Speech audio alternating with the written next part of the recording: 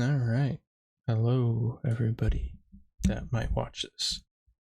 Today I'm going to be doing a quick review slash miniature reading of the twab, giving my opinions on such important things and kind of explaining certain parts that you may not understand. There's going to be quite a bit of the twab that I skip over because to me it's irrelevant. It's just news that will get covered by just having the other stuff said. Like right above where I just said it's a brief reading of what is to come later in the twab, in this twab. So we're skipping it. We're going straight in to where they start describing what changes they're doing. So the first big change is glaives. Glaives are not going to be good in my opinion. With their changes, I don't think they're doing this correctly. I don't think they have the right use for them for high-end content for the risk versus reward factor with using Glaive. But maybe they think they do. And that will be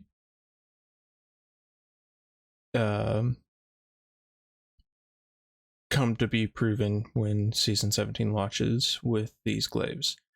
So what they're doing is they are getting a damage buff, and then the sorry, not just a damage buff, the melee is getting a damage buff. I believe it's by 20%. And then perks on a glaive like Swashbuckler, Kill Clip, they will not proc a melee. They will not increase the damage off of a melee on a glaive. Glaive melees are kinetic, unpowered melees. So they will never benefit from Swashbuckler, Kill Clip, etc.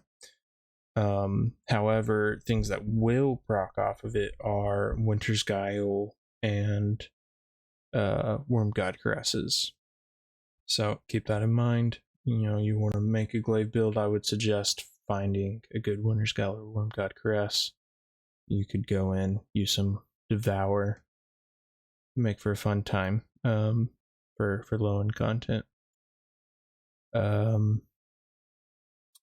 They increase the range stat, and range now affects the velocity at which your projectile shoots from your melee. So higher your range stat, the faster your projectile is going to shoot. They also reduced the amount it takes for your glaive to get fully charged with the shield from 6 hits from the projectile down to 4. So exotic glaives got buffed by a bit. Titan's glaive, you now gain a overshield in the bubble. Warlock glaive has a faster shooting and a faster acceleration of the healing turret. And Hunter's is now triple the damage and can chain up to 8 enemies instead of 4. That's enough of glaives. We are now going into Flinch. To me, I'm not going to talk about this very much, but pretty much they have made it where stability stat on a weapon matters now. The higher the stability, the less flinch you will take while having that weapon out. They have the percentages here. It's different percentage for each type of different weapon. So let's say you're using an auto rifle, and you get 100 stability. You'll take 25% less flinch now. So that's cool. I'm not sure how much that'll work, but that's cool. It helps with the flinch problem on primary game. I'm happy for it. Also, with talking about flinch, they also made resilience stat affect flinch as well. So the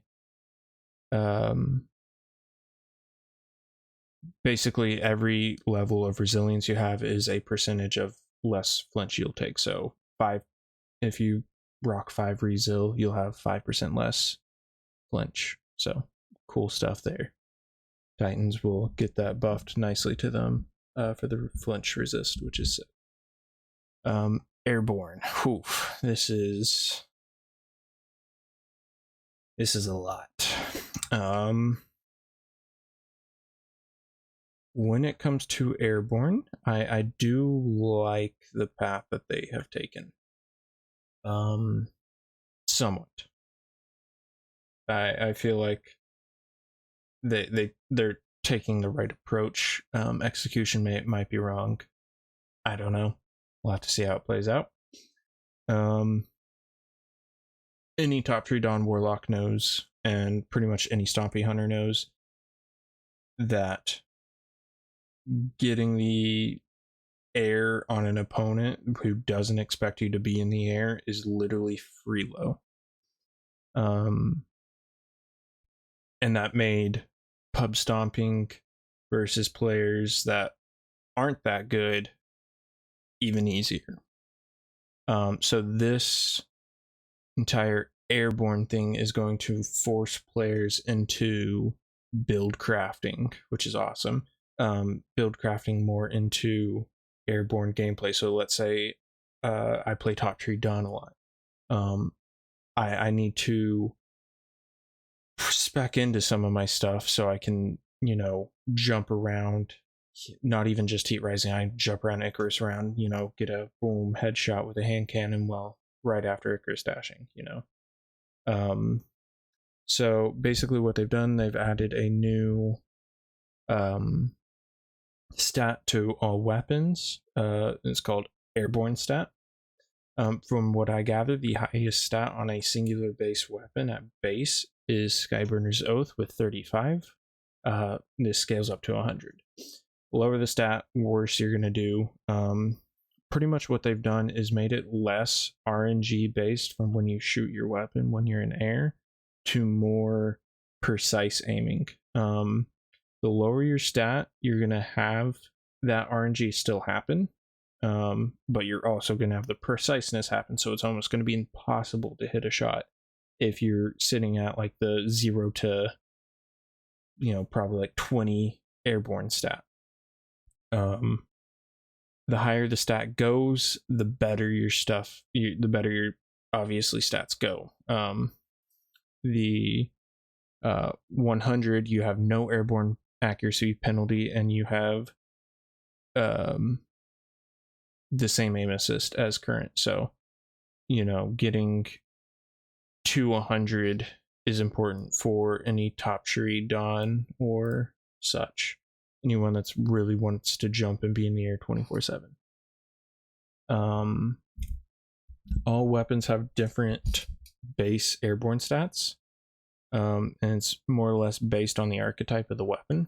Exotics have been changed by hand, so each exotic has a different number. You can go check that out for yourself. They made it where it seems like the more rapid fire the weapon is, the higher the base airborne stat is. The less, the slower the fire rate, or I guess if it's semi-auto, the less base stat it has. Also with that, they changed Icarus script to an Adept Icarus script. They both give plus 15 air stat. Is that what it's airborne stat? So they give plus 15 to your airborne stat, and then Adept Icarus gives plus 15 to your airborne stat, also plus 5 handling instead of plus 5 range. So that has been changed. Some outliers I want to point out: Skyburner's Oath is at 35, which is sick. Rat King 30, pretty sick. Huckleberry 33. Ace of Spades 14. That's not good. Chaperone 1. That shit got nerfed, and I'm okay with it.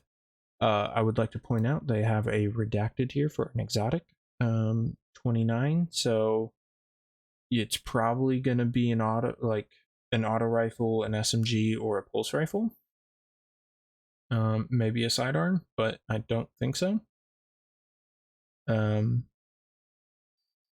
Yeah.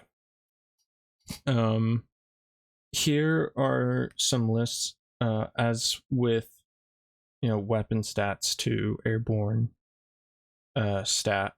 You can also build into it using your exotic piece armor, your exotic armor piece, Jesus. This is where I like to have a party and say, yeehaw, finally it fucking happened. Stompies give a minus 50 airborne stat. So when you're jumping around and they just want to jump 24/7 to engage every gunfight and leave every gunfight, they will take dog shit air aim. So you can utilize that to our advantage. Now, they're most likely not going to be able to hit you, and that's awesome. Everything else on this list only adds. Stompies are the only thing that got nerfed. Down here, we see a redacted, presumably a Warlock exotic that gives fusion rifles and linear fusion rifles a buff. So we'll see what happens with that. Heat Rises gives plus 70, Tempered Metal gives plus 20 after getting a solar kill, and Whisper of Hedrons gives plus 20 after freezing a target. So you can build into this stat pretty nicely, especially if you're a Warlock. You just pop that top tree Dawn Heat Rising, you get that plus 70, pretty much you're already sitting good. Oof. I wonder what hunters use. Titans are pretty spread around. What's this orange? Dune Marchers. What's the red? Don't know. Don't know. That's probably Splendor Lori. I don't. Splendor Lori is going to be down there. So either this is Splendor Lori or this is. Oh, Lori. Blue. Okay. Never mind. So I'm wrong. Whatever. Getting off track. Warlocks. Really? I'm a part of the mainstream crowd now? I need to get out of that. I didn't realize I was mainstream with Warlock now. Alright, after that, all playlist weapons after next season are going to be direct farmable, purchasable from the vendor to farm. So same thing as the current Gambit weapons, except it will be Crucible and Vanguard next season as well. Also, every single playlist weapon from the past will have updated origin traits on it. So like the 360 auto stasis auto from Gambit this season has the Gambit thing and the Hawkeye trait. All the previous weapons are going to have their correct origin traits on them. After that, damage buffs in PvP are getting a small nerf. There might be an issue with this. Empowering Rifts, Higher Energy Fire, and Inertia Override are the only things they mention. They're going down from plus 20% down to 15%. Now with this, there are two questions I have because they don't mention it. Where is Sunspots, and what about the Empower Melee for Wellocks? If Empower Melee stayed, that's okay because you're already giving yourself up for a melee. However, the Sunspot with Splendor Lori or Lorely Splendor, whatever the fuck you want to call it, is way too broken right now. But anyhow, they're doing this to reduce the amount of one taps coming from weapons that should not one tap in Crucible, such as Lawrence Driver, Luminarch, such weapons. So they're trying to combat that. Next thing with PvP, scavengers don't work at all in PvP. What is going to happen is you now pick up the amount of ammo you should pick up to be able to get a singular kill. Now, you may ask, but Wholf, What about trace rifles? That would mean you would have to track insanely well. You would have to be perfect. They are doing their own, getting their own buff. Where was it? They're changing the pickup brick for trace rifles from 18 currently to 30, so you'll have a little bit of leeway there. Next is snipers. I probably should have gone over this more than one time, but oh well. Snipers are getting a 10% ADS speed buff. If so, all snipers now are snappier. And yeah, they're changing snapshot a little bit. Shotguns are getting nerfed. They are starting their fall off damage faster, and their aim assist and magnetism fall off faster. Fusion rifles are getting a huge tuning. They are getting changed finally, hopefully enough. The high impacts, which have been neutered since they reworked fusions, are getting changed to adding 10 damage per burst, also a reduced shot or charge time. Their charge time is going from 1 second down to 0.96 seconds. Small buff, but it's still a buff. I should just go find where they... Right here. Precisions are getting nerfed a little bit. They're going from a 0.74 charge time to a 0.78 charge time. And no, that's it. That's all their nerf is. Rapid fires are now getting their damage nerfed by 20 damage per a burst. So you're gonna have to land more pellets, I presume, or bolts as they call it. Trace rifles are getting a damage buff against non-red bar enemies by 20%. Sick. Might be useful now. Maybe. We'll see. They play too much as a primary weapon, though, in my opinion. Alright. Into weapon tuning, like good weapon tuning now. Auto rifles are getting a buff by not experiencing as bad as fall off range as they currently are. So let's say you have a auto, let's say it's Sweet Sorrow, and that maxed out range roll, you're looking at 26 meters. And then as soon as you pass that 26 meters, your shit just stops like hitting it all. It feels like you're shooting Nerf bullets. It now should hopefully not feel like that until like the 30-ish meter range. But that's a very specific example, but it's just an idea of what we can expect is that they'll have nicer fall off range. Pulses are also getting a huge buff, which is very interesting to me. I thought pulses were strong currently in the PvP meta. I guess not. They're getting their hipfire range stat increased from 15 to 16 at a 0 range and 100 range from 22.5 to 24 meters. That is massive. That doesn't include the zoom scaler. So these are going to be monsters at very far range now for pretty much every map that's not Midtown or Eternity or Vostok. No matter what, damage fall off starts for pulses at 40 meters, regardless of the range stat. Lightweight 450 RPMs, BXR, Ogma, the Dreaming City one, Chattering Bone. They're getting their bullet damage, their precision damage increased from 24.75 which I guess was rounding to 25. Don't quote me on that.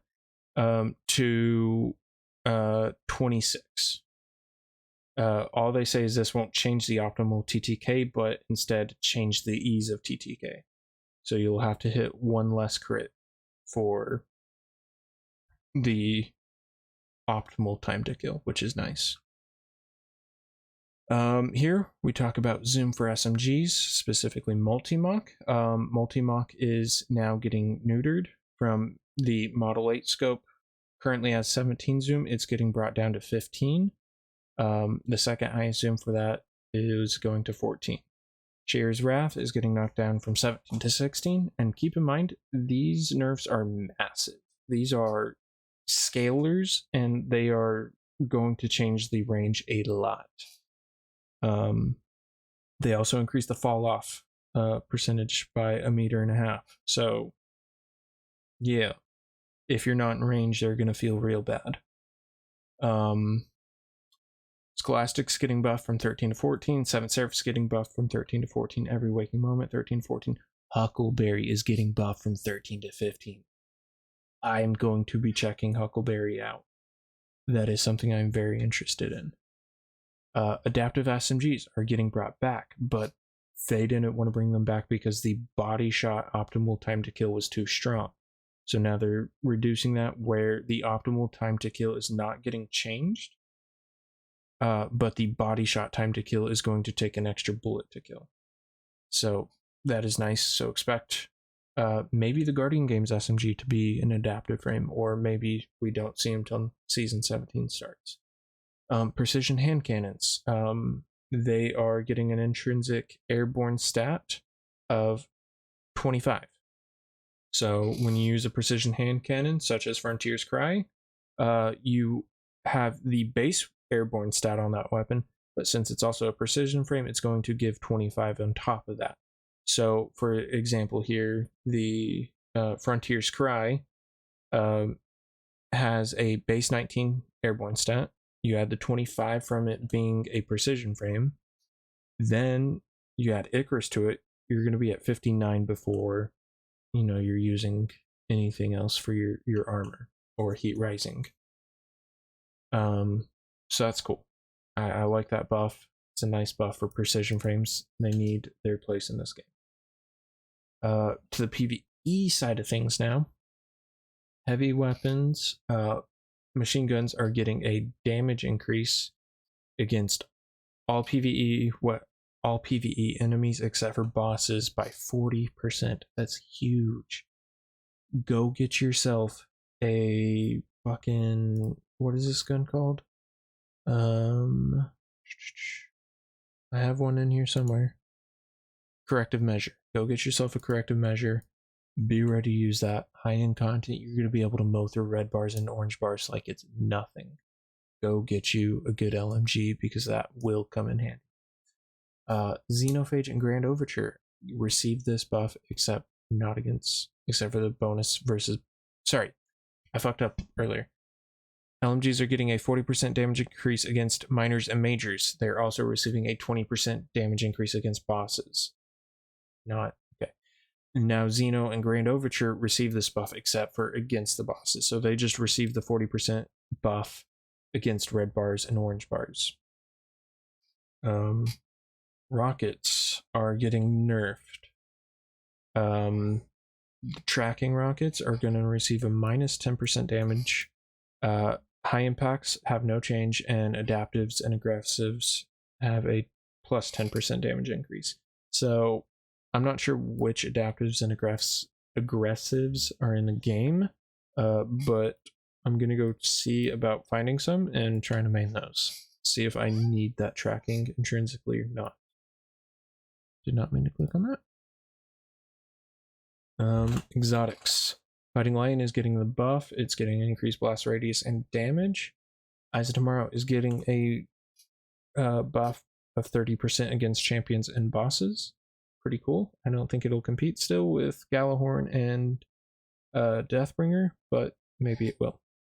Leviathan's Breath is changing a lot. They're increasing the amount of Archer's tempo, of how fast it draws back by about 50%.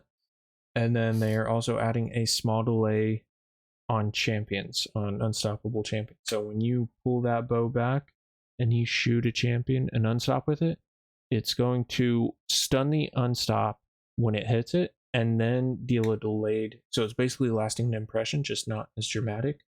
So you're going to stun and then deal a big burst of damage after it's stunned with the same shot. It's also getting a massive bonus damage against everything by 50%. Like, that's insane. I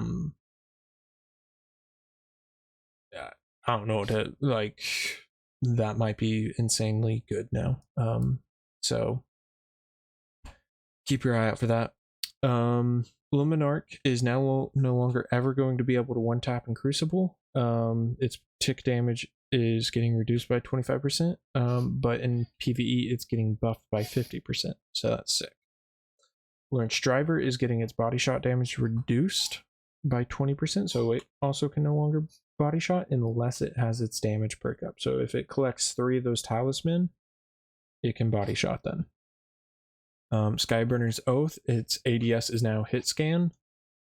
Its hip fire now no longer tracks but shoots a grenade, like an arcing bullet that acts like a grenade launcher. I'm not sure about it. I don't understand it. I don't think this is gonna be good at all still. I think it's still a meme. Maybe even more so now. Tracking was about the only decent thing it had going for it, in my opinion.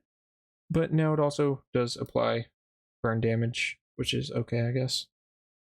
Last Word is getting its recoil penalty on mouse and keyboard players reduced from 33% to 22%, which is okay. Arbalist is getting nerfed, reduced 25% damage dealt to champions. Still will break barriers in one hit. I'm not too hurt by that. Kind of saw that one coming. Graviton Lance is getting its catalyst change from Hidden Hand to Vorpal and Turnabout. That's nuts. I can't wait to try this thing out. I wish they would rework Graviton Lance as a whole, but this is a start for Vorpal and Turnabout. It's nuts. Cold Heart, I don't quite understand this one. This is probably the only thing in here I don't understand. They're changing how Cold Heart works, giving it a mimic to what Chaos Reach's thing is. So when you deal damage to an enemy, you can create a ionic trace. That ionic trace travels back to you and gives you ability energy. Also increase grace time before damage ramp clears from... Oh, never mind, I do understand it now that I read it out loud. They're changing how long it takes for the damage ramp to clear off of an enemy. So you're shooting Cold Heart at someone, you're scaling that damage. Let's say you pop off to place a rift or something.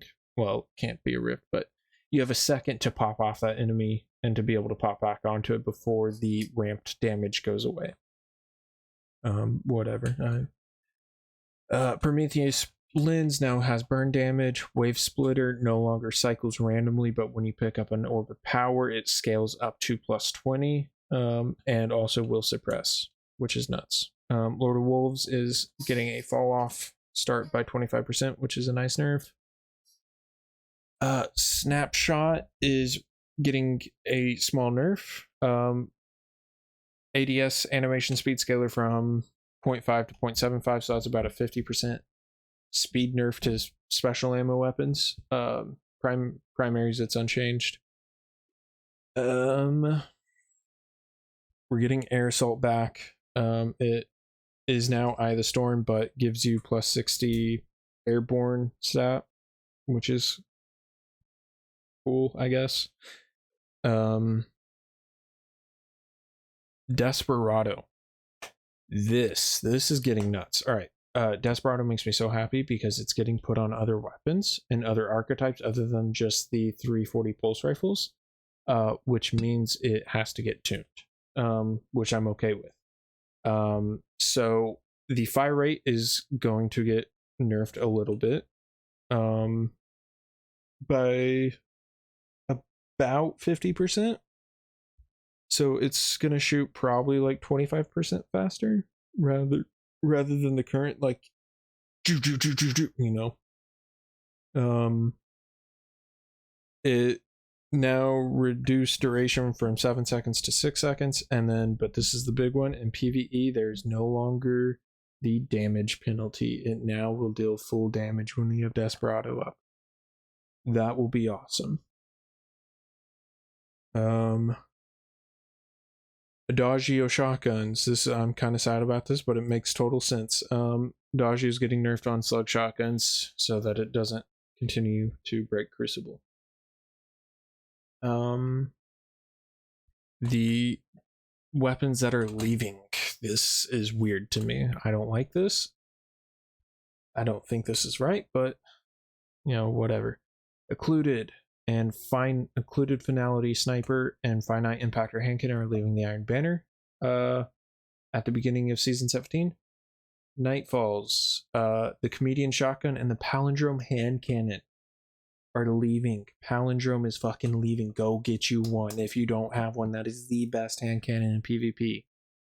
Trials of Osiris, Shaira's Wrath, and the Messenger are leaving.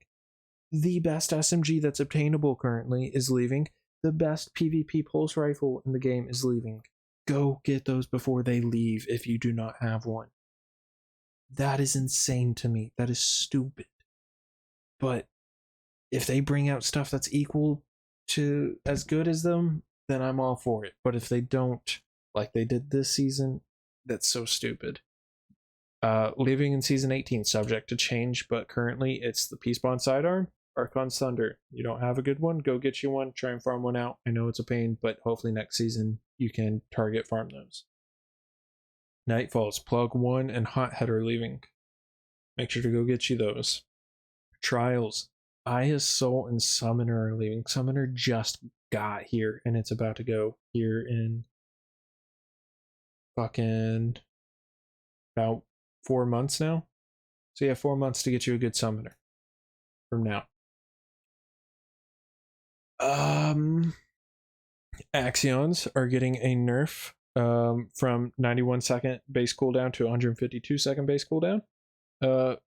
Makes sense. Axions are OP in PvP right now.